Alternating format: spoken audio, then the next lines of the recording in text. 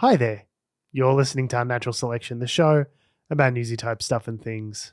My name is George. My name is Tom. And my name is Adam. And with our powers combined, we are Unnatural Selection. Make sure you visit us at our salubrious home on the web, unnaturalshow.com. No, this is too chill for a Sunday night show. You can't lull me to sleep at the start. My son is sleeping in the next room, and I've been instructed not to yell. Okay. Well, all right. How do we trigger him straight up? What's the most triggering thing in our rundown this week to get George yelling? Oh, to get George yelling. Oh boy. I mean, we had some filthy liberal tactics of using foreigners as scapegoats to try and sway an election. The finances of like multi-billion-dollar gaming companies kind of not justifying the level of shit that they're throwing at their workers. I mean, that's NBA chat right there. That's NBA chat right there. Ding that fucking bell. This is going to happen. That's a straight ding, ding, ding. I will not be ringing the bell.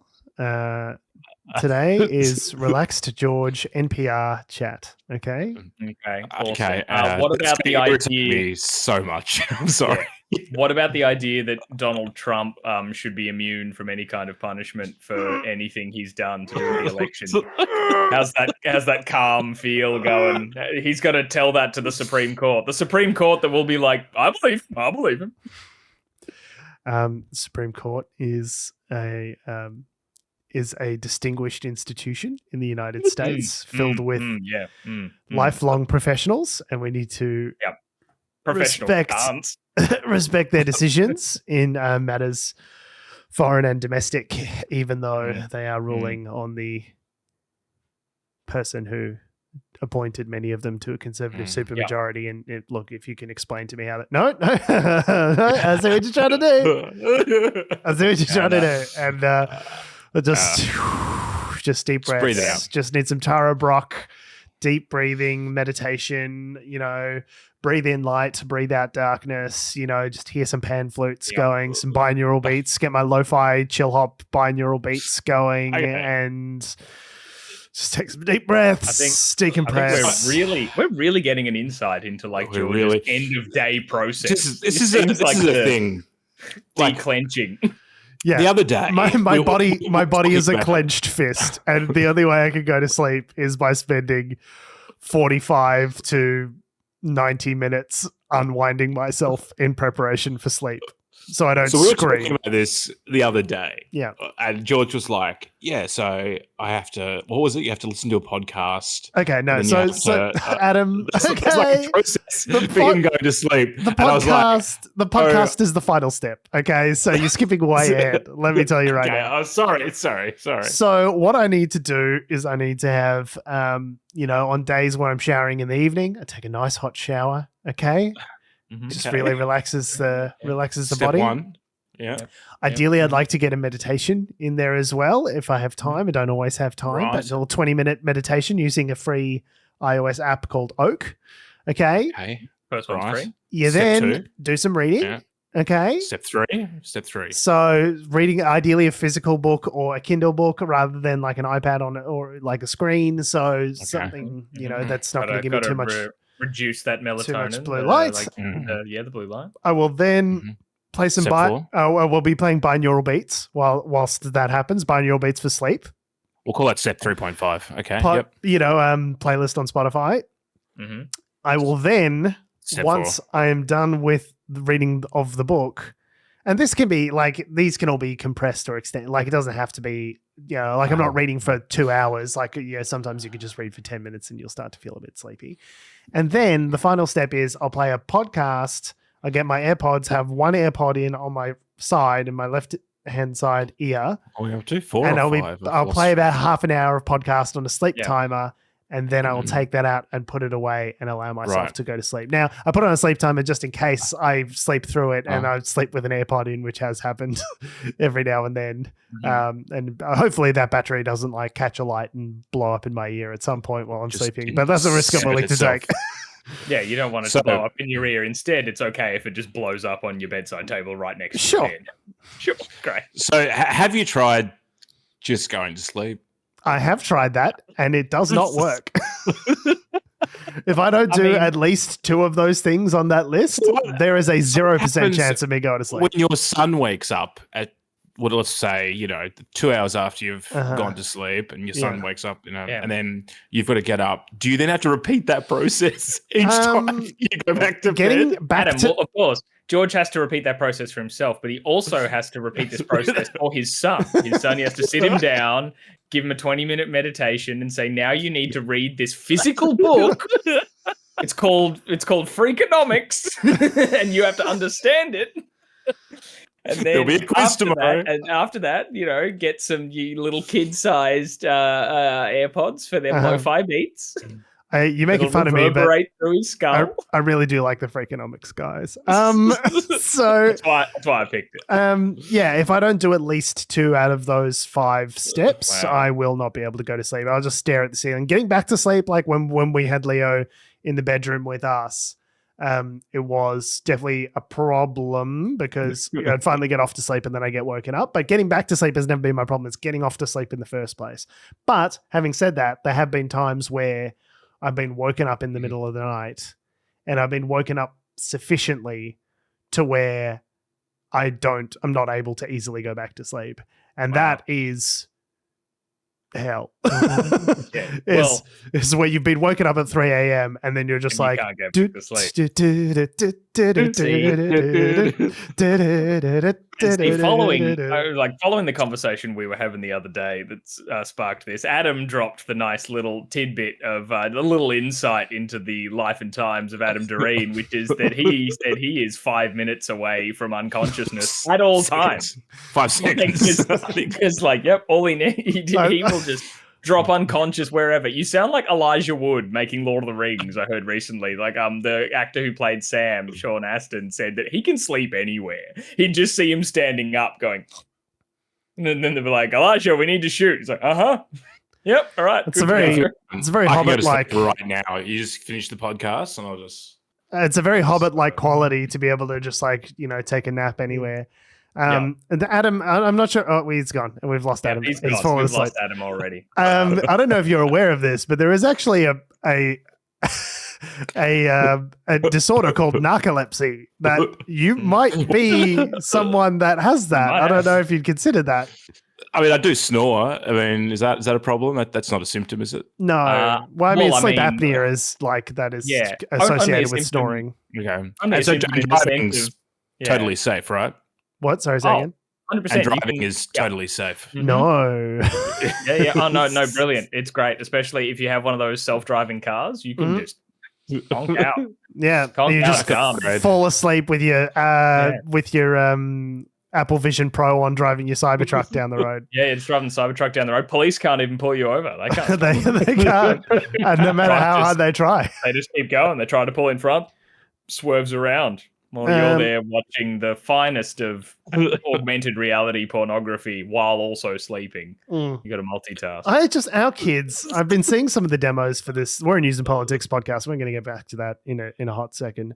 But I just seeing all these all these videos and demos online of the Apple, what's it called? The Apple Vision Pro. Apple Vision Pro, you had it right. Yeah. This is the augmented reality headset, right? Yeah. So it is I think it can be used as a full virtual reality headset from what I understand. I didn't think it could block out I think light like a VR headset can. Well, it is here's another fun thing. So you know how you look into the Apple Vision Pro eyes and you see the person's eyes looking through the headset. That's not glass. That's a camera. And it's a display screen on the outside. Yeah. It's like a television screen showing the camera that's pointed inside the headset looking at your eyes. And it makes you look like a crazy person. It looks like, when people do stuff and it's usually great when people superimpose their own face over someone else's in footage for gags. It makes you look like that. Yeah. Like that your face isn't quite right. It's pretty weird. Yeah. Very weird. And also can't screen pornography is another thing about it that I saw.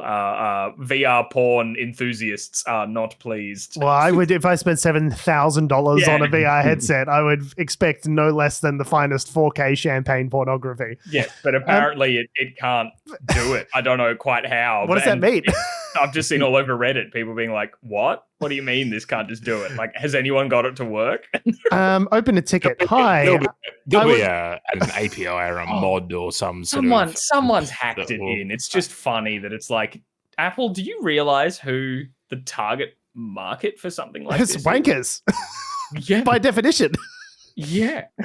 Figuratively and literally. So all of which is to say, like, our children how are they going to live with like the amount of stimulation that we're pumping into their brains? So people like, oh, I'm playing that, like I'm in my Apple Vision Pro and I'm playing my Spider-Man game whilst also having a screen over here streaming the Spider-Man movie whilst also, and it's just like, can you just like, what was wrong with the television? Like, television doing one thing at a time is fine. Like, George, I remember the time you were telling us about a podcast you were listening to while playing your PlayStation, but you were also texting us about what you were doing. Yeah, so I guess they'll three things at the same time. Yeah, they will live like you do now. I don't know if I want that for them. They won't get to George sleep is like, until George's like, my life's terrible. I don't want that. Speaking of, we probably should get into the news and politics of this week. Very good. Otherwise, we will be here catching up. And I mean, while listeners do tune in to listen to us catch up, they do also want some content. Well, speaking of they paid for. Speaking of video games, well, if you don't like it, you get your money back. It's a refund guarantee for our free podcast. So speaking of video games, the video game industry is booming. Why are there so many layoffs? So this is based on an article from The Conversation, which we'll obviously post in the show notes, but talks about a lot of the really big titles that dropped in 2023. Spider-Man 2, Alan Wake 2. There's been a bunch of really massive games that dropped. Baldur's Gate 3, like huge games. The video gaming industry has had unprecedented growth during the pandemic. And since, there has been some chatter in the industry about some of that potentially dropping off, with people sort of regaining time, commuting more to the office. Like they've got less time to sit down and play video games. Losing time. They regained time. On the train to play games. Yeah. But then. With the return to office that a lot of people are going through, they've got less time for games, and so some of that growth, unprecedented growth that they saw, is plateauing.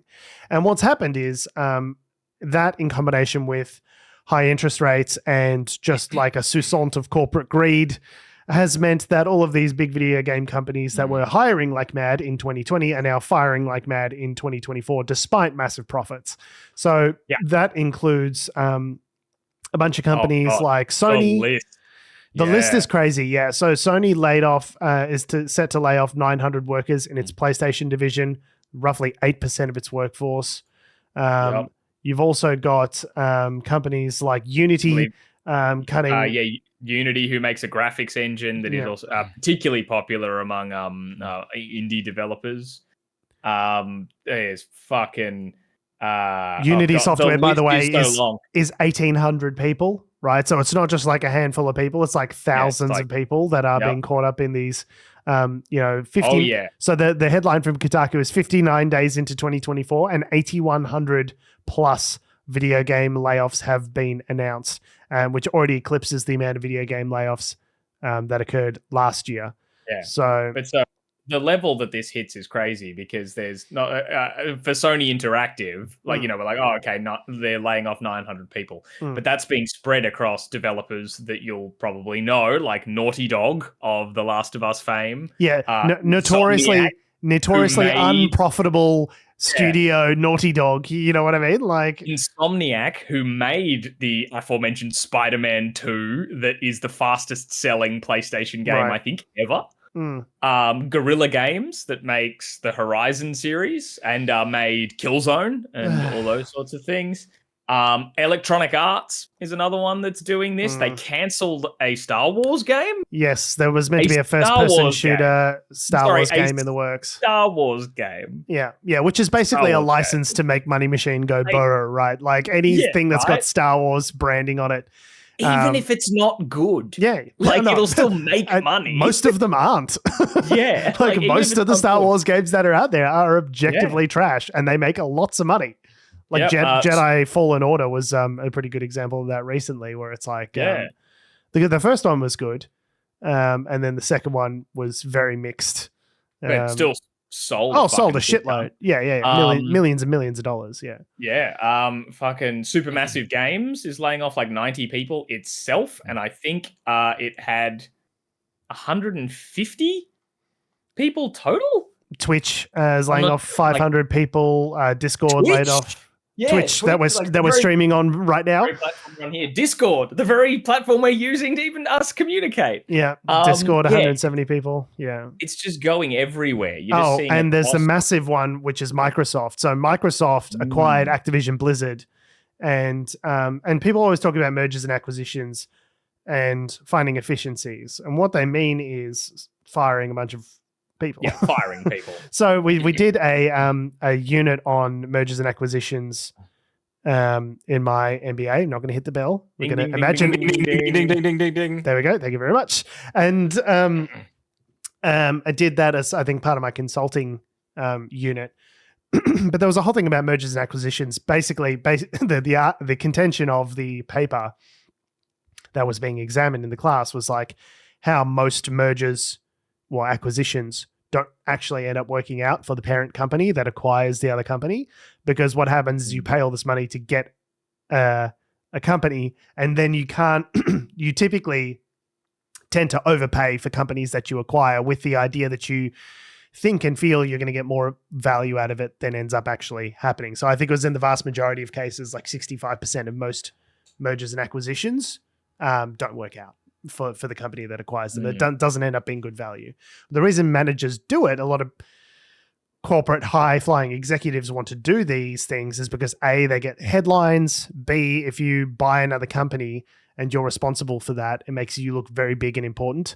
And if you've got 500 people working under you and you acquire a couple of companies and now you have 1,000 people working under you, well, that makes your prestige and importance much more salient within the company, and obviously you get pushed up higher and you get reward. Like, there's a lot of good personal incentives for acquiring companies, but not actually a lot of good financial incentives necessarily. The main thing is intellectual property, particularly in the games industry, right? Like, if you're acquiring Activision Blizzard, you're also acquiring all their titles and brands. You're getting all their brands, you're getting their customer base, and you're removing competition from the market. Yeah, removing competition, and in this case, you're actually these efficiencies that they talk about. The whole reason that we talk about mergers and acquisitions in the business world is that, okay, by combining these two institutions, you can get efficiencies. But what that means is, if Microsoft buys Activision Blizzard, and Activision Blizzard has their marketing team, and Microsoft has its central marketing team, they go, well, we don't need all those marketing people in the Activision Blizzard team. We'll take a handful of the best ones, and we'll just add them to the central Microsoft marketing team. That's the efficiency. The efficiency is we fire a bunch of people whose roles don't need to be duplicated if you're part of a much larger company. So like anytime that we talk about efficiencies, anytime we talk about like, you know, getting a bigger market capitalization, or like anytime they make those arguments with mergers and acquisitions, what it directly translates to is we'll gobble up all the good stuff in your company and we'll fire anyone who has a duplicate role that we already have, right? And that's where the efficiency comes from in order to... This is just with Microsoft though, right? Like this doesn't explain the wider trend in the industry, if we're talking specifically about... I don't think it's that unusual because you talk about when you have mergers, when you've got situations where interest rates are rising, it makes business sense to acquire and consolidate. Right? Like it looks on paper, like it looks good. And so in a situation where the cost of capital is rising, video game companies are going, some of the smaller companies are going, oh, I don't know if we're going to be viable. Who knows what's going to happen? Like video games are bigger and more expensive and take longer to develop. So you've got fewer rolls of the dice. So more of your eggs are in one basket. So if you have a massive title launch and it's sucked up all your resources and it doesn't go well and people don't buy it, well, that's your company fucked, right? So a lot more of these smaller players are looking to sell, make their exit in a more competitive environment like this, and then they get gobbled up by these bigger entities like Microsoft. And the inevitable result of all of that consolidation is you're going to have a bunch of job cuts. Like that is one aspect of it. It's not the only thing that's going on in the industry, like higher cost of capital, in the form of higher interest rates and things like that also, and people gaming less. Like there's a lot of different factors at play, but in an environment where the market is consolidating, you are going to see layoffs. Like there's a direct line between Microsoft buying the company and it going through months ago and them cutting 1,900 workers now. But that makes sense. But what I'm saying is Microsoft is one company. But this is happening everywhere. Consolidation is happening everywhere. That's my point. Black Forest Games didn't get acquired. They, but I'm not saying it's every case. Humans. I'm saying it's one factor of half a dozen different factors that's causing all of these layoffs. But what we're seeing is mass scale attrition from the video gaming industry, which is especially galling considering that video games as an industry make so much goddamn money. It makes more than movies and music combined. Yeah. So you think about the massive movies, the multi-billion-dollar fucking Marvel movies, everything that you've ever seen at the movie theater combined, plus the music industry still doesn't equate to the level of revenue that's being brought in by video games on a yearly basis. So it's like, it's a bit rich to be like, can't afford it. Sorry, mate, got to let you go. We've got to make cuts. Like, hip pockets looking a bit, looking a bit light. It's like, didn't we do like $60 billion on the last quarter? Like, what are you talking about? When people, I guess, like when the larger game companies, because I mean, the more indie studios, like, they're doing what they do and they, chugging along, kind of trying to make ends meet because they're not the big, massive corporate machine, right? Sure. But I feel a lot of the bigger companies are particularly chasing games chasing titles to push out that just cost a shit ton to make, that they scale up enormously to crunch it out of the devs, right? Like they just try to, like, let's just go big, work these people to death. Because even though, yes, you could scale up your team, but it still takes a shit ton of time to make games like this healthily. And so they scale them up, they work them to the bone to get something out. But they're all in like genres and styles that I feel aren't what people kind of want. I feel a good example of that is the most recent game, the Suicide Squad game. Because that was being developed by Rocksteady Studios, who made the Batman Arkham series. Which is legendary trilogy, in gaming. Legendarily good.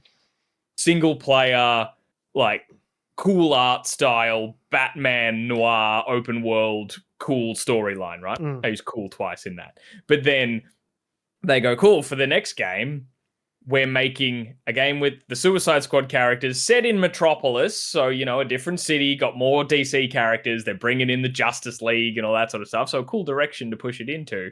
But they're making it a live service co-op squad-based game, right? Yeah. Where you've got the 4 characters of the Suicide Squad and you can control one of them per mission. So you can swap between them in single player, or you can team up with 3 mates. So it's more a multiplayer experience of lots of wave-based crap. Yeah. Lots of bullet sponges, lots of lots of microtransactions, because that's where the money is. That's where the incentives are. Yeah, to push a monetary model, which is all like battle passes and skins and all this sort of stuff. To be like, let's make a game that people, where our revenue is predicated on people playing this for years.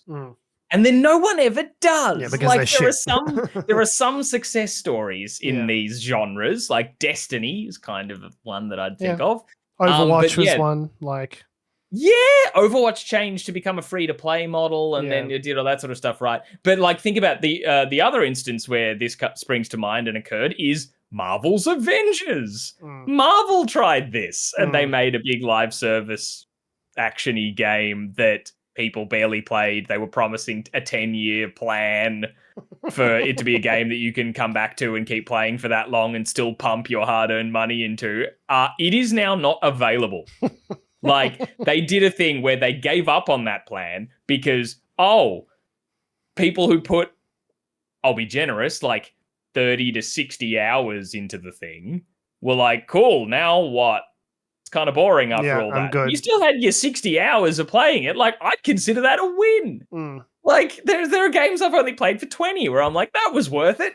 But yeah, that's like, it's not something that you play forever. And then the player base plummets. Suddenly their whole concept of, we were going to be making revenue on this for X amount of time isn't going to work anymore. And I remember on Steam, it posted up, Steam, the PC gaming distribution platform, popped up to be like, hey, we're selling Avengers for $5.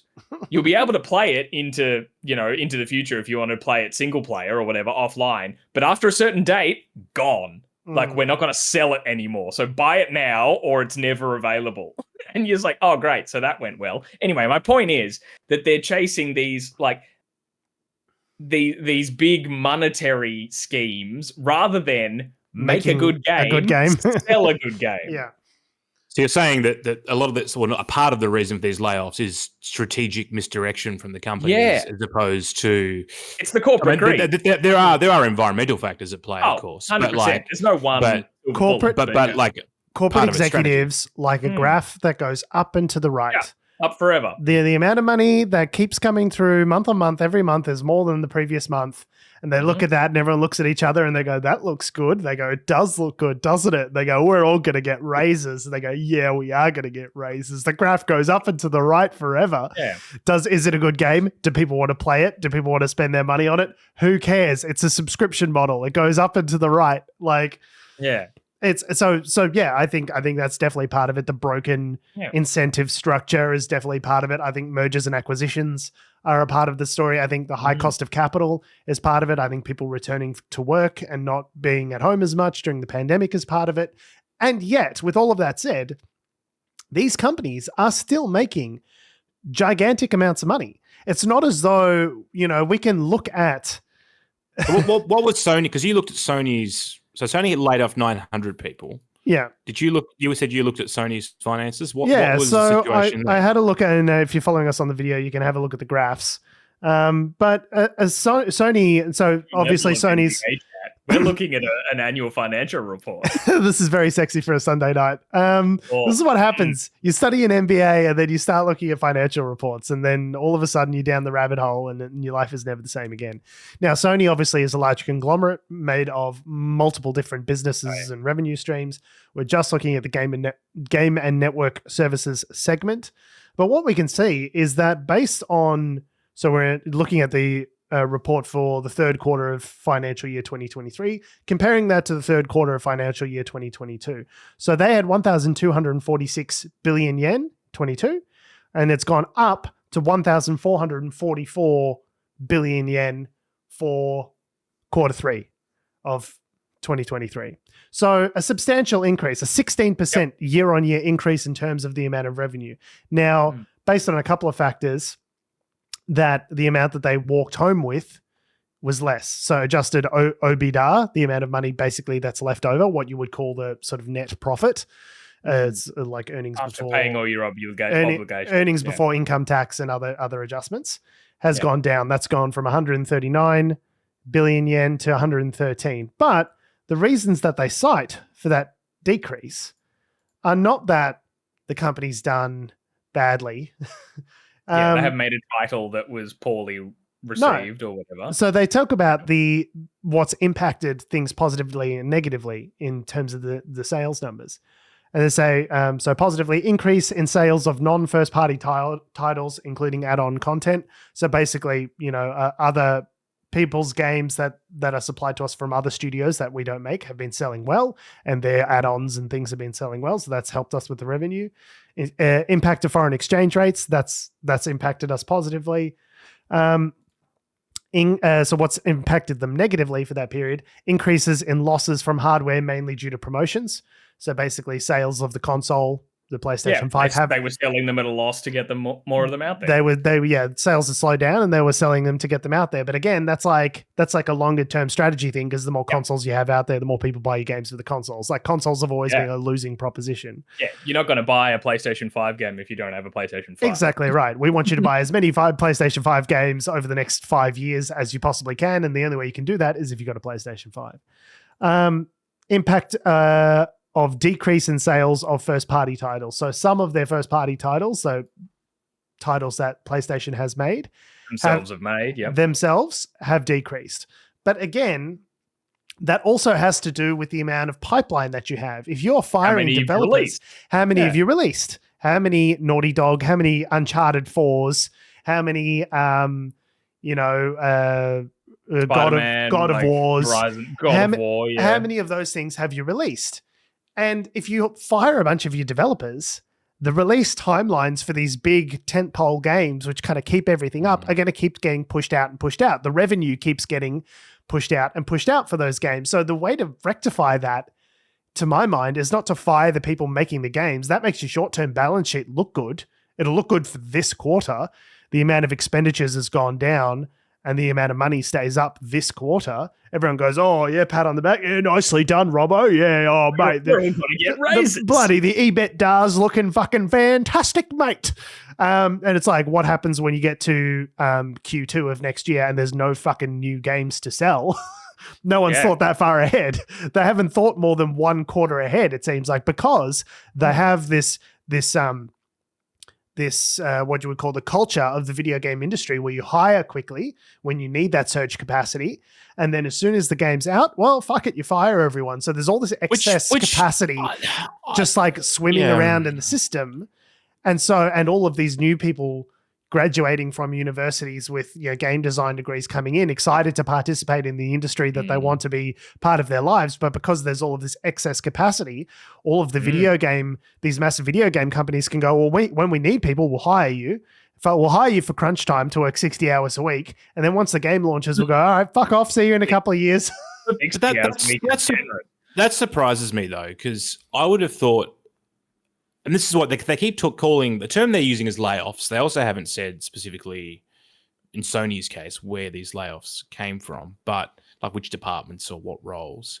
But I would have thought that it would make sense to have a contract-based employment system with pretty much any project that you're working on, where if you need surge capacity, say you've got a contract for 6 months and then you piss off, and then you're not firing them, their contract has ended and see you later.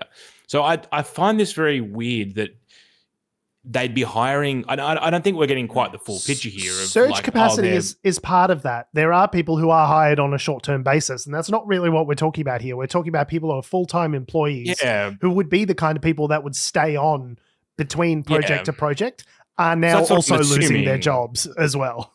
Yeah.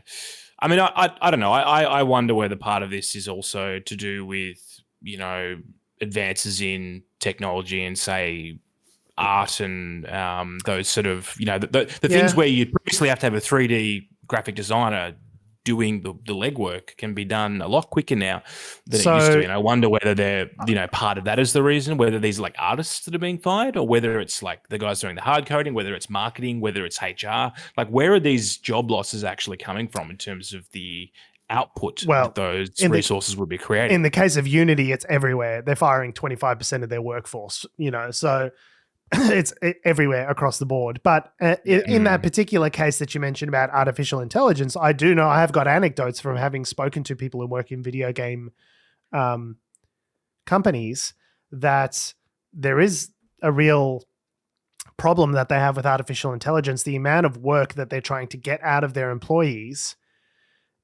the expectations for that are in excess of what they're able to generate without the assistance of artificial intelligence. So they want them to be like using their own skills to build these character models and things like that. And the workers are saying, basically, with what you're expecting out of me, I need to rely on artificial intelligence tools to help me get through the amount of workload that you're expecting. Does that make sense?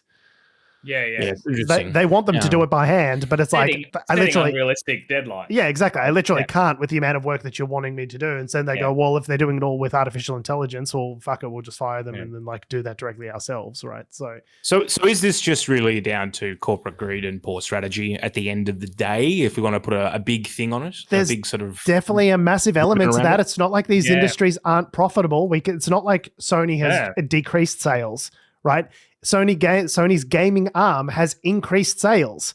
Maybe their costs have gotten out of control. Maybe there's other elements, or in terms of like hardware units that they're moving in order to be able to facilitate the games things that they could be working on. But like essentially, they're making more money, and yet they are still wanting to cut these developers that are like, not to get all Marxist here, but they are the means of production. These are the people who are making the thing that is making your company thousands of billions of yen. The solution. Yeah, it's weird. The solution to having record profits isn't fire a bunch of people from Naughty Dog. Yeah, like who the people who are guaranteed making The Last of Us Part 3 now. Don't get rid of them. Yeah, and maybe now that doesn't come out until 2028. It'll be fucking the end of the PS5's life cycle. That's what Naughty Dog does. It's always the very end of a console's life cycle. They drop to get you to buy their magnum opus or whatever. Yeah. There's also, but I know we've talked about video games for ages, and we're like losing half our audience. Hey, tough shit. There's another aspect of this that I've seen kind of like, I haven't seen the company themselves say this, but a lot of people are attributing this behavior. There's the company Toys for Bob, a game developer. They made Crash Bandicoot 4 and the remasters of like the original Crash Bandicoots and Spyro the Dragon, all that sort of stuff. They were part of Activision. They were like a division of Activision Blizzard. They announced this past week that they're going independent. They're like, we're separating ourselves from all that, and we're going to be an indie studio, and isn't that great? And and there's been lots of reporting just saying, hey, congrats to them going indie. But the implication that a lot of people have drawn from this is they're doing that so that they aren't one of the 1,900 people at Microsoft. That they are trying to separate themselves out to avoid this cycle of layoffs that is just happening. Which I just think is an interesting strategy, and that aspect of it isn't being talked about as much. Maybe because it hasn't been publicly said by the company, so maybe it's more like, I don't know if that's come from insiders or things like that. But yeah, I guess bottom line, 8,100 games developers or HR people or whatever are now out of work, and seeing all these roles. Kotaku's counting, because the counting from the conversation doesn't quite line up, but several thousand people have lost their jobs. Yeah. Like, we're several thousand people have lost their jobs, and it's happening at such a scale across the board that it's like, it's not so a bunch of people got laid off from fucking Activision Blizzard, and they'll just go work for Electronic Arts. It's like, no, they're both laying off people. Who's hiring when they're doing that? Like, it's kind of like you've been laid off. Also, our entire industry has decided to lay a whole bunch of people off. So it's not like you then just jump into other jobs as easily. It's like, hey, let's just fucking put all these people out of work when we also pull up the ladder. It's also a really problematic thing, because compared to other industries, software development is there's a dearth of unionization within those industries, because I think it relies on, especially video games, that kind of development relies on the passion of people wanting to be involved in the industry. It's a bunch of people that are really enthusiastic about video games. You think of it like actors or artists, or it runs on the exploitation of the passion of a bunch of individuals who want desperately to be part of this industry. And so that's how you can have these kind of layoff cycles and things like that. If you have a low unionization rate, then you can't have big enterprise bargaining agreements, which don't allow these sorts of things from happening in the first place. So, like, sorry, just hearing this after I don't want to sound all Marxist. I'm just hearing slash leave in the background, just being like, when you have a low rate of unionization, we need George will lead the revolution. So funnily enough that you say that, I remember back maybe a year ago when I was still sort of actively on Twitter. I posted something about something to do with politics, and some random, Twitter egg was calling me a Marxist scum. And I said, well, I should probably put this away then. And I sent him a photograph of my cast iron bust of Vladimir Lenin. He goes, holy shit, you're an actual communist. I was like, no, it's a joke. It's a prop. I'm not an actual communist. Everyone just relax. You are very brave doing that and very trusting. He's like, what are you doing? I was like, look, I jam it up my ass and jerk off. It's the only way I can come. Yeah, that's the best thing to do on Twitter when fuckwits get in your mentions is just be weird. No, but I wasn't even saying like my views are like pretty center left views, a well-regulated market. Like I don't think that anything that we've been talking about has been like particularly seizing the means of production-y, but like it seems like just good. Like the thing that's always frustrated me about these like corporate greed and cycles of hiring and firing and layoffs, the thing that frustrates me the most about it is that it's bad business. Like it's just short. It's myopic. It's short-termism. I'm going to make the balance sheet look good this quarter, and next quarter, well, that's future George's problem. Man, I hate to be that guy. Like, we aren't a very forward-thinking species. But guys, a lot of things. Won't someone think of the shareholders? Oh, the shareholders. Oh, man. Of the shareholders. There was a fantastic moment recently. I can come up with gaming anecdotes for the rest of the show. I know we need to move on. But there was a fantastic thing recently at 50 minutes. The DICE Awards. Where Baldur's Gate 3, that we referred to earlier, won the Game of the Year. The DICE Awards is... So it's like a Dungeons and Dragons based game. Of what Baldur's Gate 3 is. Yeah. But like the DICE Awards is essentially the Oscars of gaming in the sense that it's actually hosted by the Academy of Interactive Arts and Sciences. Like the Oscars is the Academy of Motion Picture Arts and Sciences, right? So yeah, kind of the head honcho one. And they won Game of the Year, Baldur's Gate 3. Of course they did, surprising no one. Massive game. But they mentioned in their acceptance speech, they were like, hey, all these layoffs are fucking happening right now, and it's all crazy and terrible, and we're lucky at Larian Studios, I believe, made Baldur's Gate 3. Yeah. They're like, we don't have shareholders. And it rules. Like it's kind of like the way that we're set up. We don't think about them. Like, sure, I think they have a Tencent. I think has like a 30% stake in them or something. It's like a big stake, but they just shareholders, but they're different kinds. They have shareholders, but it's in the sense of like, but we still have most of our control. But it's more like we don't think about them. We make a good game. Yeah, and we sold a good game. Yeah, and what game won Game of the Year? Yeah, exactly. And it also has been universally loved. I've only just started it, and I am enjoying it. But it's a thing of, they made a good game. They sold the good game. Ta-da! I do think that there is a direct correlation between having happy, productive, engaged workers and making a product that is a best-in-class product that you then turn around and sell at a premium and make lots of money. Like, it is good business sense. I don't know how no one's put this together before, but it makes good business sense to look after your employees, because then the output of your employees will be good. Yeah. And if the output is good, then you will make more money. Like, it is really, you don't have to be a business genius to see the direct line between looking after your workers and having a good product and making lots of money. Like, it's a pretty straight line to draw between those things. And yet we confuse ourselves so much with corporate debt and shareholders, and in the interests of getting quarterly, shareholder returns at all costs, quarterly profits, you actually adulterate the product. You make it worse by trying to squeeze consistent monthly, quarter-on-quarter revenue every quarter. You know what I mean? It's like this mindless march of capitalism. Like, it actually makes business worse if you do it like that. And I don't understand how people haven't cottoned on to a more inclusive kind of like shareholder capitalism type model where, your employees own part of the company, and then obviously they're invested in its success, so they're happy to work harder. And like, why not share around some of the wealth, these billions and billions of dollars that have been generated by the company? Why not share it with the people who make it in order to get them to participate in that generation and make it better? Like, I just don't understand that.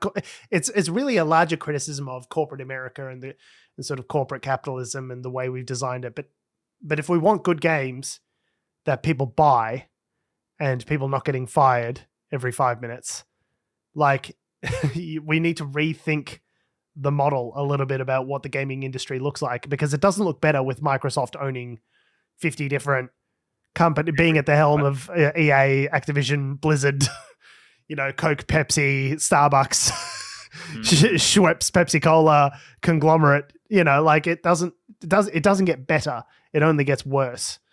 So that would be my plea. I don't know. You got to start breaking some of these companies up. That's what they did with the railroads in the 1800s. You just got to get in there, start kicking some heads. The ACCC's got to get in and go, no, you can't do that. You can't merge and acquire all these fucking companies for no excuse. You need a good reason, and it's got to help consumers. It can't hurt consumers that you're doing this. Yeah. Meanwhile, individual developer Bob is still making his Steam game that's been in alpha for. And you know what? 13 years. Bob might, achieve his dream. The lesson is make a good game, sell it to me once. That's it. That's all I want. Yeah. None of this fucking recurring bullshit into it. Make a good game, sell it once, you'll do gangbusters. Anyway. when big companies like lose money and they're losing money week on week, month on month, year on year, you go, okay, well you can lay people off. Like, it makes sense to restructure in that context. But when you're making money and you're making profits and you're kicking money up to shareholders, like it seems so crazy to me to be like, oh, that first person Star Wars game that would have been a money printer, yeah, we're not going to do that anymore in the interest of saving some short-term money. It's like, well, that would have been a money print. Like, what's the plan here? Like, can you just think more than one step ahead? That's what I'm begging you to do. You can't cry poor when you're posting record profits. Yeah, when you're literally Donald Duck jumping into a fucking pool of coins. Just be like, I haven't got any money. Anyway, so that was a 46-minute game rant. It's fine. If you don't totally fine. Do we want to talk about spies? Let's talk about spies. I like spies. Yeah. So in Australia, there's a organisation called ASIO, which stands for the Australian Security Intelligence Organisation. They're kind of like, I guess, similar to the FBI and NSA sort of thing. They monitor domestic sort of stuff. The head of that organisation is Mike Burgess, and he had, every so often he comes out and like every year he has like a little speech, a little update.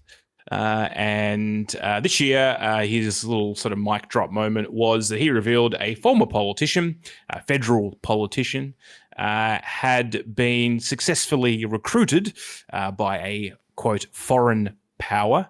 China. No. Foreign power. Unnamed foreign power. Yeah, he painstakingly did not name the foreign power. An unnamed foreign Chinese power.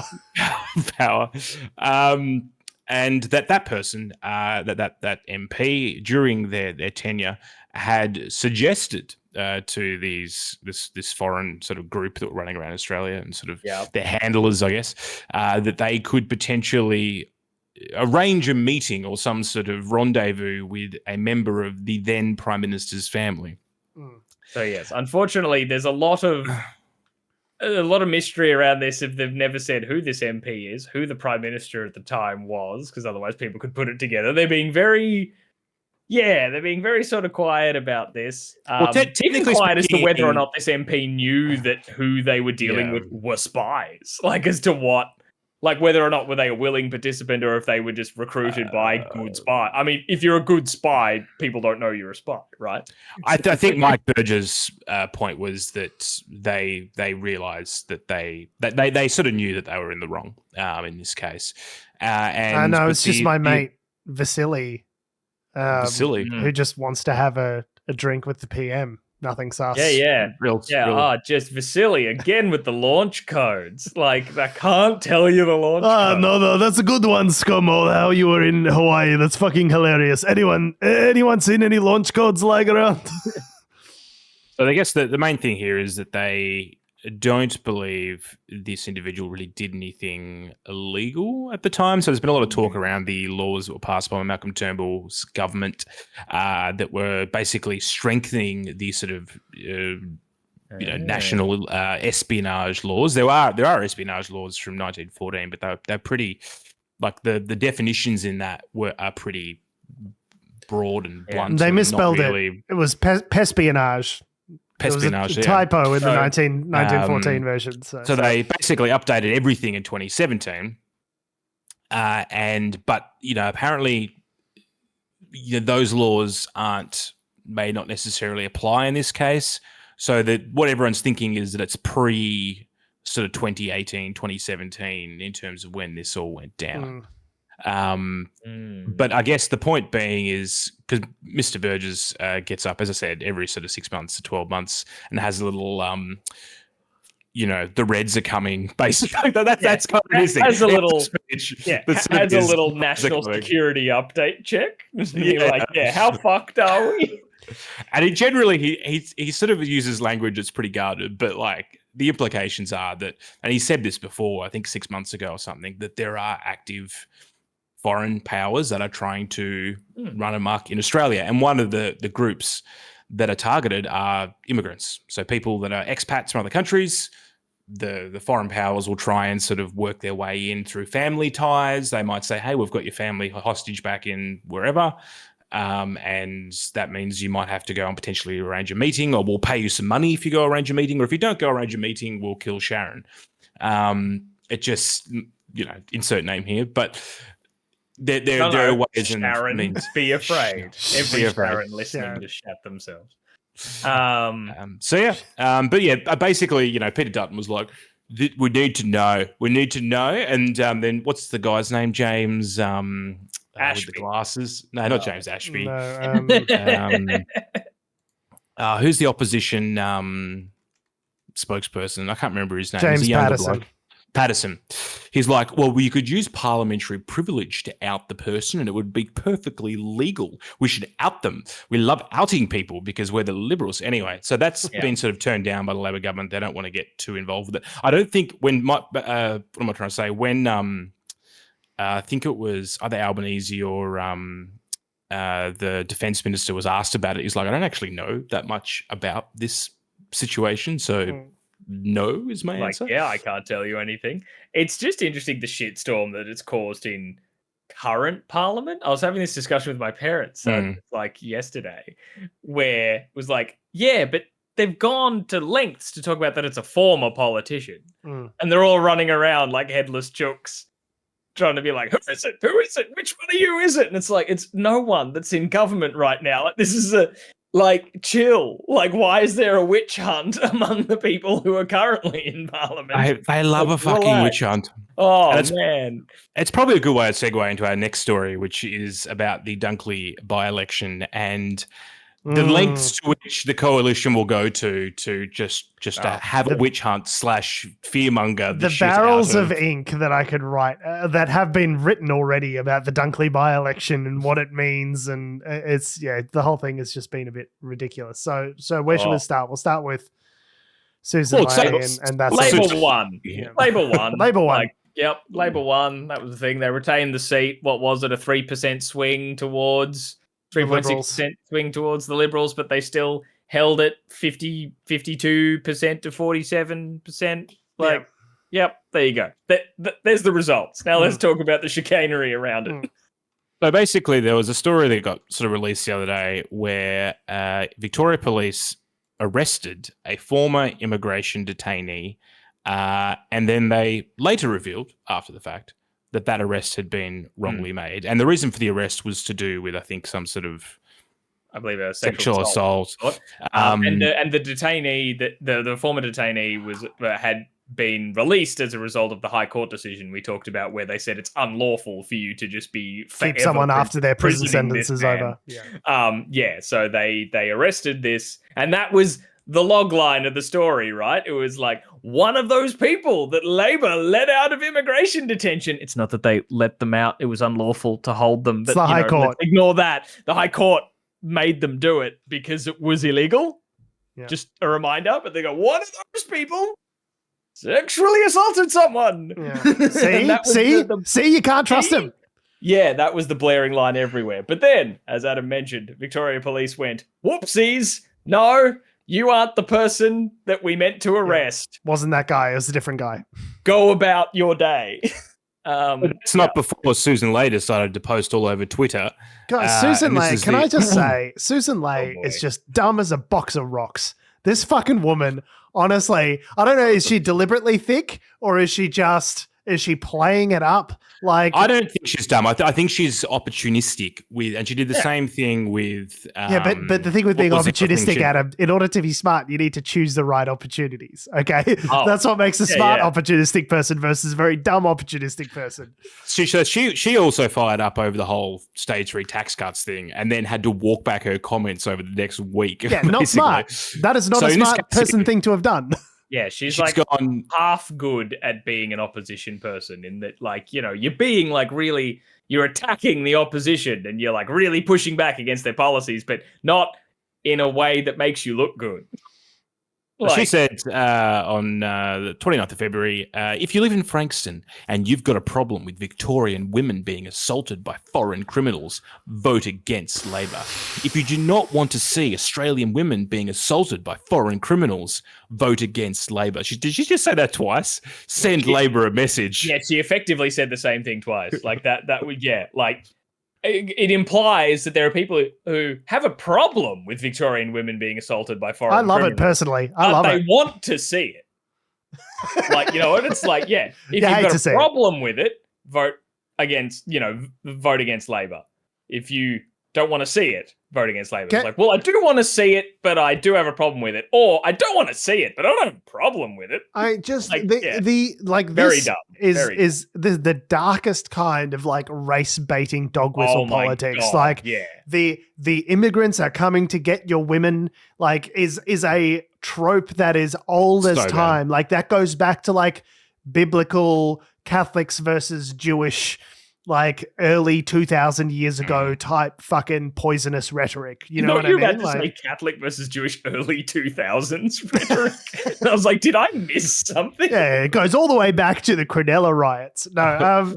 This is like early. So there's been it's a lot always of been a thing. Documented discussion around, you know, like great replacement theory and things like that. And this all plays into that kind of discussion that brown people from elsewhere are coming and they're coming for your women. Like it is the worst kind of, I don't even know if you can describe it as a dog whistle anymore. It's a dog bullhorn. They're just like, the Browns are coming. Like this isn't hide the first time. Hide your children, hide your wives. Like it's really so dark and grotesque. Yeah. I just don't understand how this is the modern, the Liberal Party of 2024. Like it's something of like another older, darker age. It's desperation. That's what it is. They're so desperate for anything they can hit unabashed, fear-based politics. Like, and it's like this. They did this before just before the federal election, the full federal election, where they said the votes were coming. The votes were coming, and it was we're not going to comment on water matters, but this is I've got a sneaky little tidbit about an on-water matter that's happening today. If you're interested, while you're voting, wasn't it also? Like, and polls were open, I think. And that was a weird context of, one, the polls were open, but two, you guys were in charge? So this happened on your watch. No, this but they heard about Labor getting in and they fired up the boats. But they weren't in yet. They're like, no, we got to time it. The polls were literally open. We need to time it perfectly for election day. We got to make sure the boat arrives on election day. And I think it's exactly that of like, as Adam said, opportunistic in that, like they didn't think for more than 20 seconds on that tweet. Yeah, they were just like, this happened. Hey, Victoria Police suspect someone that was released from detention committed a violent crime. Yeah. Hey, I want 5 pictures as to how we can use this to, to swing the Dunkley election. And someone said, I mean, Labor were in power when they let them out. Done. Tweet it. Don't even think about it. I love that you think that she thought even 20 seconds about it. Yeah. Not her, as in her department, her people. No. Someone did it. You think she tweets to her own Twitter? I don't know. Yeah, it'd be someone from a media team. But like, and the other example was a couple of years ago with the African gangs, right? It's the same shit. You know, just and it's always a federal coalition MP talking about a state issue or something as if Susan Ley gives a single flying fuck about any one of those fucking people in Frankston, as though she would piss on them if they were on fire. She wouldn't piss on them to put them out. She doesn't give a single fuck about people who live in that part of the world. Okay, it's embarrassing and grotesque to pretend as though you do in order to score cheap political points. And and the thing is, they lost, and yet the victory speech, the wind up of like, oh, there was a 3-point swing against Labor. We've got this in their bag. It's party time. They get the champagne and they're pouring it all over each other like it's the end of the F1, going, we lost by 3 points. It was only 3 points. Yeah, we only lost by 3 points. And she goes, if there's a 3 to 4 point swing nationally, like, we'd be in government. And it's like, well, no, you wouldn't. First of all, no, you wouldn't. Also, like, if there was a 3-point swing nationally everywhere would be huge news, and you still wouldn't be in government. Like, what are you talking about? This is one place. Then the other thing being is like if you look at it, like at Dunkley, so Dunkley is around the Mornington Peninsula. It's obviously where the by-election happened. That's a pretty high these days, the Mornington area is a pretty high socioeconomic area. The fact that Labor are still got a 6-point margin in that area, which, you know, traditionally the voters in that seat you'd think would be probably more coalition conservative, more coalition inclined. The fact that they're not willing to jump on board hook, line and sinker is probably more of an indictment than any sort of potential swing or half a swing that came your way. But yeah, I mean, Peter Dutton, what was interesting was that he had to then walk back these comments by the various members of the Liberal Party. And on Sky News, which is obviously the bastion of truth and righteousness in this world, Peter Dutton told Sky News the wrongful arrest was regrettable, but the opposition had been acting on official advice. And I quote, "It's certainly regrettable, and Victoria Police have addressed that. But in the end, we know in Victoria and here in Dunkley, crime is a huge issue." Crime's an issue everywhere, man. Yeah, we were acting on the official advice, and the official advice was use this to race bait the shit out of your constituents. That's what they said. That's what it said from Victoria Police. What it said. The official advice was please use this as a scapegoat for. I would also like to just acknowledge for a second that her argument that like, oh, there was a 3-point swing against Labor in a seat that had a massive swing towards Labor in the last election is not actually like mathematically proof of anything. Like, it's just like reversion to the mean, like things going back to more normal. Like, it's because the swing was so massive against the Liberals last time round that the next time you have an election, if they only win by 3 points, like it doesn't signify anything. What it signifies is the Liberals got walloped at the last election. And they got less walloped this time around. Like, it's not. I love how everyone tries to like look in the looking glass. Like, what is this single by-election in this single marginal seat in Victoria? Is it a bellwether for the entire fucking country at the next election?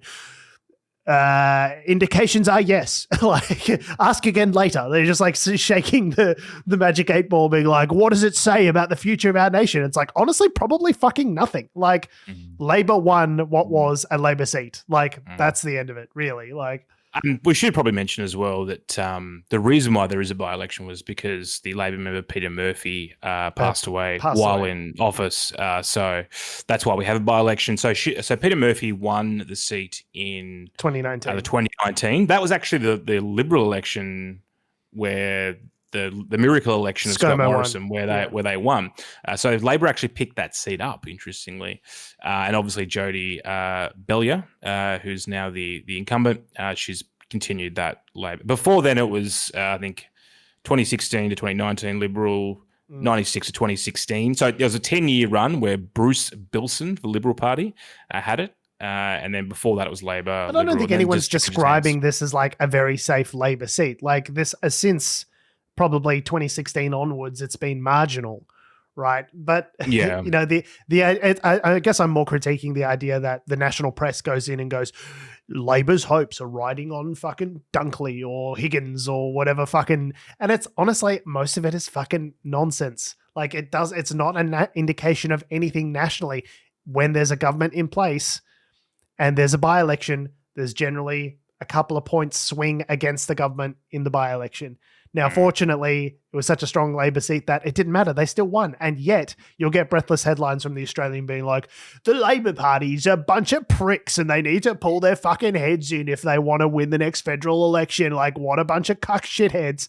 Meanwhile, all the media on the left is like, Labor wins a Labor seat. Like, everyone uses this story to tell the story that they already had primed and pumped and ready to go. And none of it has any bearing on anything. Like, it's a single by-election in a single area in a marginal seat that was won by the government and they won it back. Like, it's as much of a nothing burger as it could possibly be. And yet the just gallons of cum. But we need content, George. We need content. What will we do without the content? Dear God. Just David Spears is just generating enough, friction by the fucking furious masturbating over the Seaton Dunkley chat. Like, the amount of energy he generates could power a small city. Like, it's a renewable energy, and probably that's why the fact that all the coastal beachside suburbs are all worried about probably global warming, which is probably why they're voting Labor, because all their beachside houses will end up underwater in the next 30 years. But if only Labor would do something about climate change. Yeah, if only. Stop the new approving new coal mines. That'd be swell. Be pretty dope. Susan Ley sucks, man. Like, I can't. Peter Dutton and Susan Ley are just like they are the real like darkest timeline versions of the hellmouth that Tony Abbott opened. You know what I mean? Like, they are it's the worst possible iteration of that kind of grubby, grotesque shit politics. It's everything I hate about Australian politics is symbolized by those two. Like, I didn't sort of like have too much of a problem with Susan Ley, but since like The Voice onwards, I've really been sort of disliking the way it's because she's leaning into this culture war fucking bullshit. Yeah. Like she jumped up to be deputy lead of the Liberal Party, right? Like, as prior to that, she was great when I didn't fucking hear from her. I guess I didn't have much of an opinion on her because we rarely heard about her, except when she bought that apartment on official business. That was the thing. Ages ago. That was the first time I heard about her. Very organised, Tom. She's, very organised. Oh, no, efficient use of time. And speaking of efficiencies, Meta has decided that it's not going to renew its commercial deal with deals plural, with Australian news media companies, which are worth millions of dollars. Yeah, cast your minds back a couple years. I think it was it 2019? The pandemic's fucked with my sense of how long ago things happened.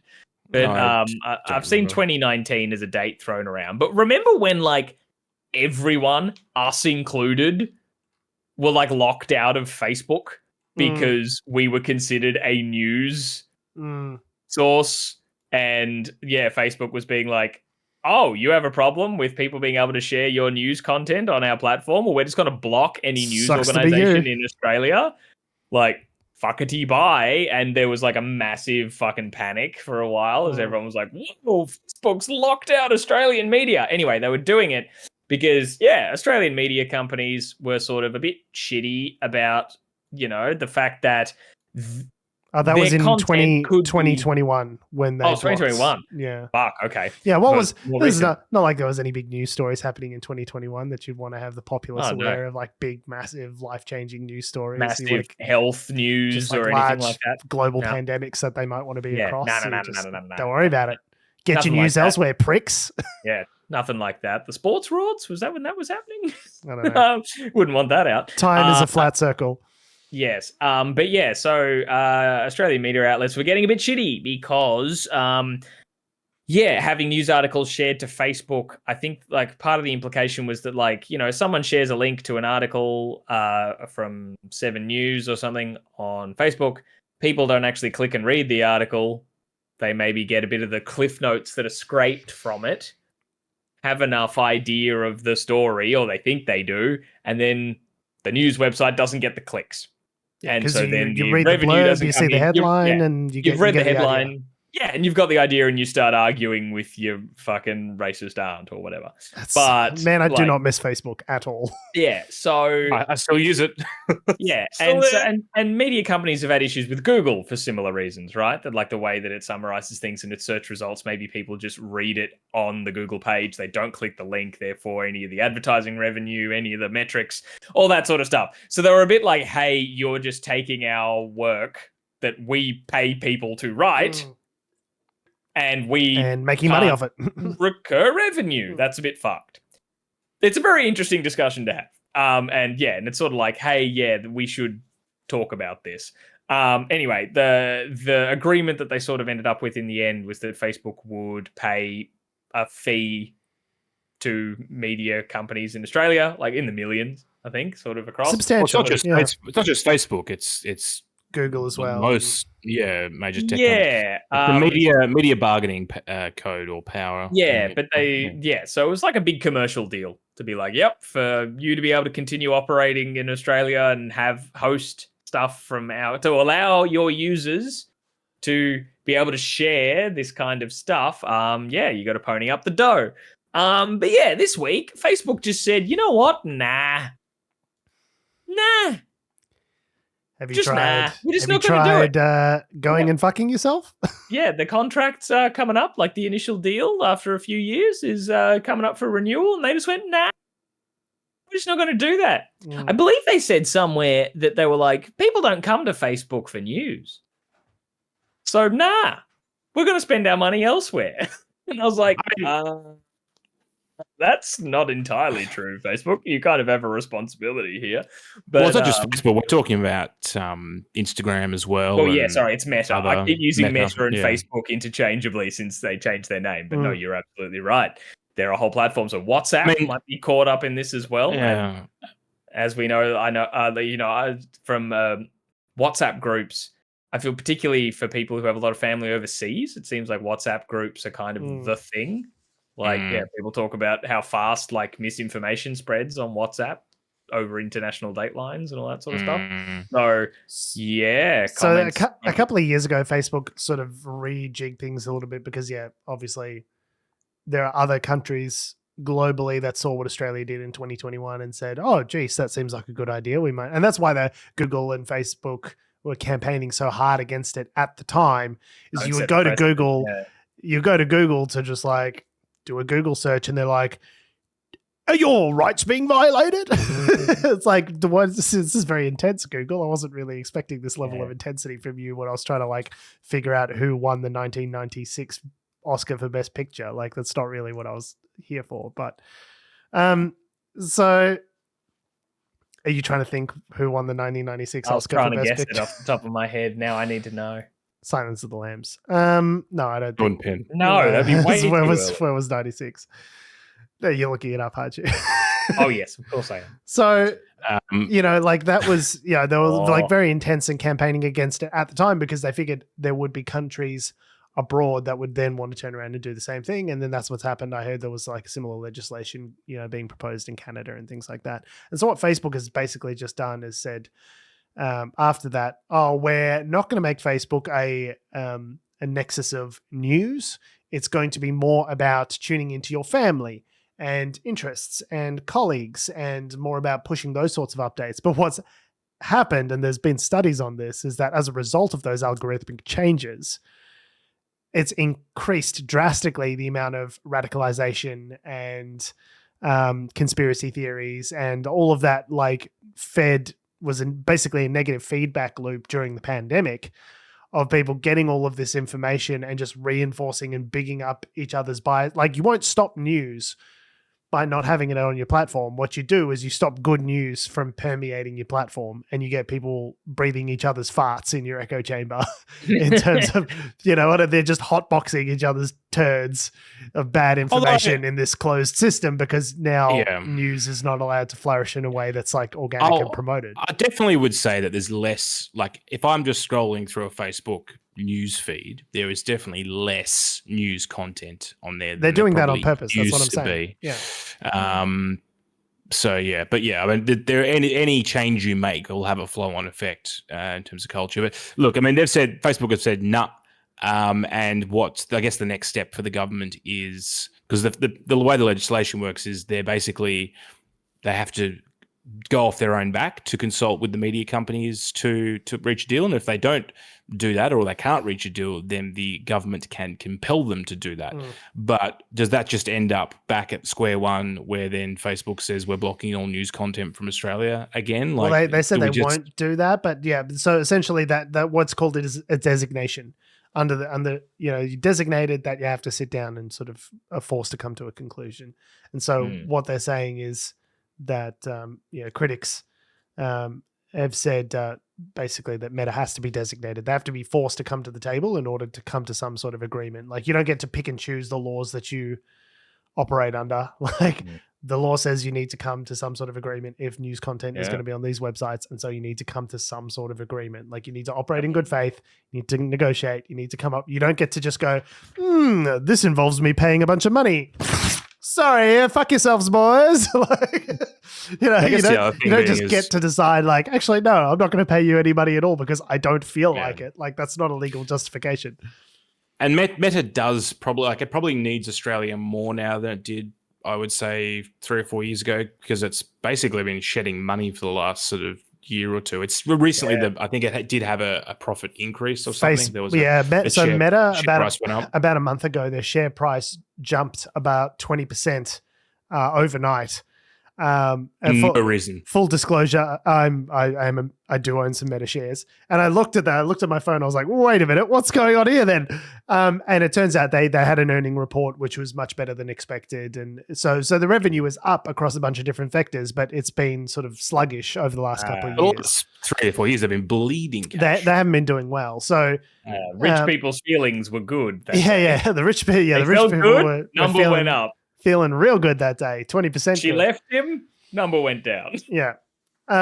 So yeah, it certainly Meta is not struggling. Like, they looked like they were doing, they had some earnings reports that weren't great in the light of the metaverse, sort of not taking off sort of mid-pandemic, and not, the metaverse not turning into a thing, and NFTs and like crypto. They like invested a lot in their own cryptocurrency, being Libra and things like that. And that didn't take off. So they had a bunch of write-downs on things that seemed like they were going to be big and then didn't end up being big.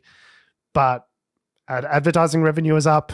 Everyone's making money hand over fist. Like, everyone's really happy. Yeah. It's not like they haven't got the cash to spend on news organizations. I kind of find it like, it's a bit funny as a publisher. Well, they're not a publisher in the traditional sense of the word, or like a legal definition of a publisher. But that's a whole nother discussion. But what is a publisher? They are providing a platform, and the reason that people come back to that platform is to engage with the content that's on there. And like, whether you like it or not, you're responsible for that content. You are responsible to some degree for that content, and some of that content is going to be news and politics and people talking about that, because that's the kind of stuff that people share. And it's something that they've been really actively avoiding with Threads, which is probably why Threads has not taken off in the way that they would have hoped. They gained a bunch of users off the back of Twitter, sort of imploding and continuing to implode. But they haven't really translated into monthly active users, with people who return on a regular monthly basis to the platform. And the reason that is I think, is because there's not a really good way on Threads of grouping people into communities like there is with Twitter, and being able to hashtag Ozpoll and discoverability, looking for topics and areas of interest that you're interested in. Because Threads is going sort of pump the brakes on all of that, going, we want to be a place where people come have microblogging discussions, but we don't want you guys to talk about news at all. So everyone's like, so why would I go on there? Can you just microblog about your dog? Microblog about what you're eating for lunch. Like George is, like the early days of Facebook, where like George is eating a sandwich. Or the early days of Twitter, where George is taking a shit. One time, I posted a poo on Twitter one time, and I will never hear the end of it. Every time you bring it up, it bumps it to the top of everyone's timeline. We need to let them forget about this, Tom. We need to let it recede into the rear vision mirror of history. Never. The thirst traps are still very active and doing very well on all Meta platforms. And speaking of someone we'd like to see in the revision mirror of history and also speaking of rich people's feelings, Donald Trump has been handed a lifeline. I was so excited that you nearly said life sentence there. Oh, no, I was so fucking terrified that you were using thirst traps as the segue into the Trump story, and I was a little frightened. Many people have said this is the smallest mankini.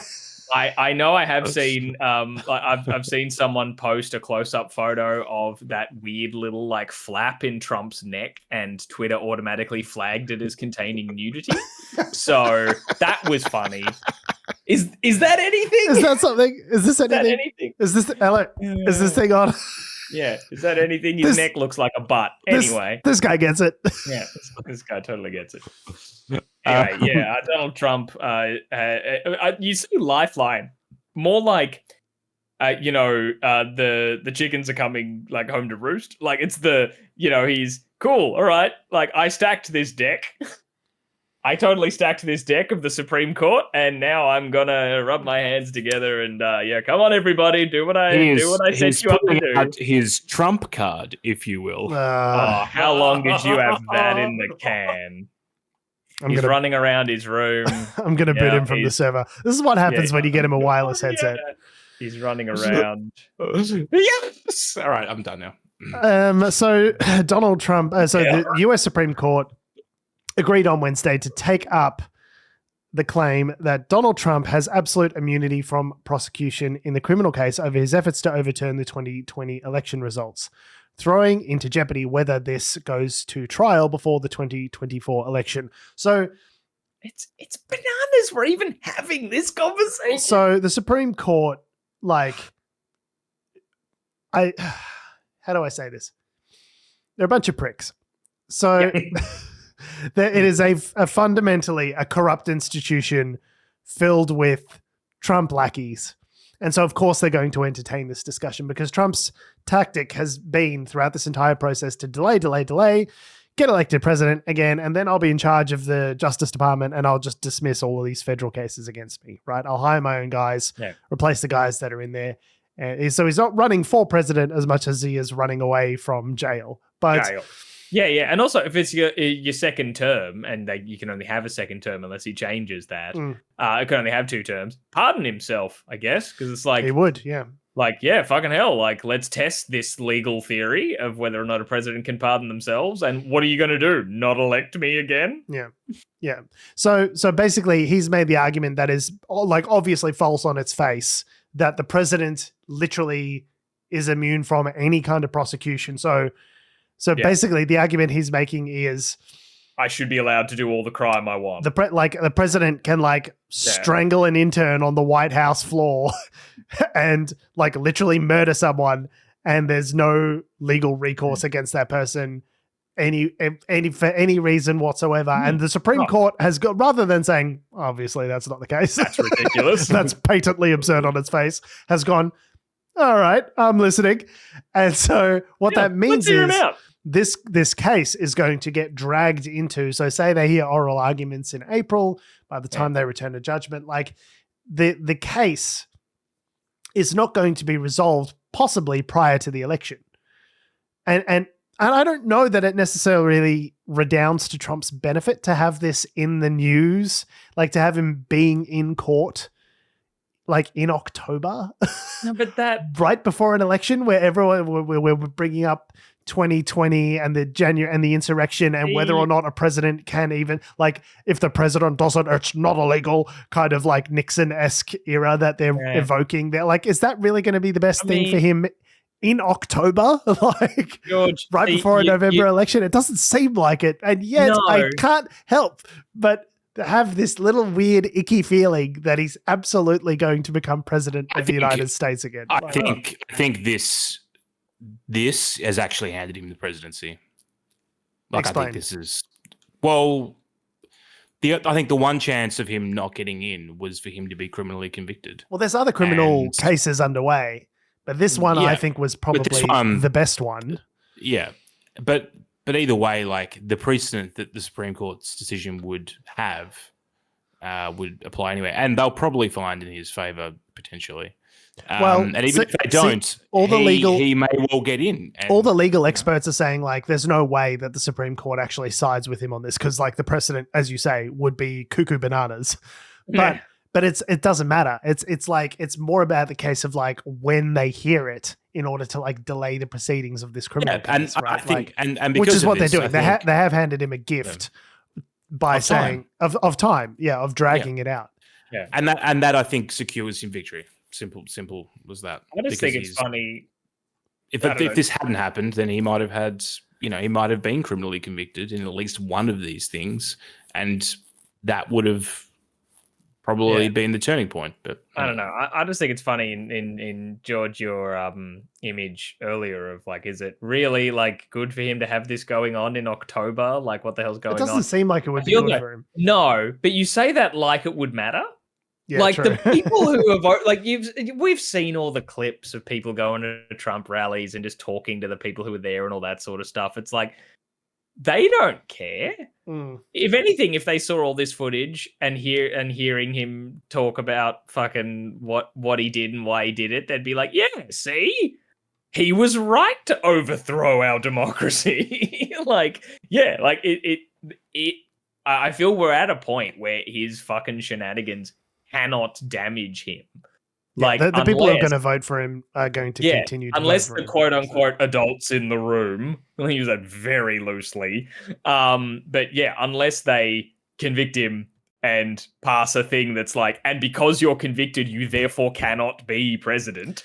Yeah, no, that's not going to happen. It's never going to stop him. Like nothing can at this rate. We are beyond the level of, I think, of intelligence that is needed and awareness to fucking not vote him in. There is polling. I did see polling, which basically talks about like which cases would affect people's vote. So if you were convicted of the document scandal, if he was convicted of the Stormy Daniels payment, like which of those convictions would be most impactful against him for particular voters? And it was actually the classified documents case. Strangely enough. Which I was surprised by as well. And I think that the reason for that is because it's like a very clear-cut kind of scandal. It's like you had classified documents. We saw the photo of them next to your shitter in Mar-a-Lago.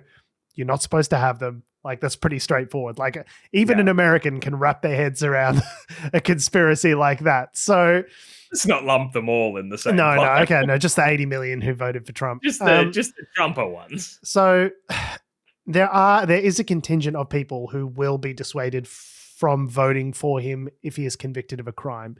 Whether that contingent is large enough to swing an election against him and towards Biden, especially when everyone's got their knickers in a knot over Biden being as old yesterday plus 1 day as he is today. Oh, and fucking don't even bring into it that the other choice is Joe Biden. Yeah.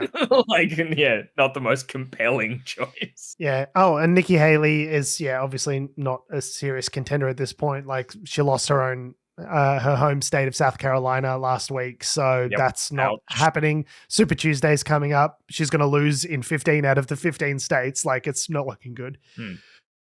Oh, yeah. Speaking of Joe Biden, just before being the choice, did you guys see? I think I sent it to you. That thing where he just said, like, the key to a good marriage is good sex. Someone asked him that question.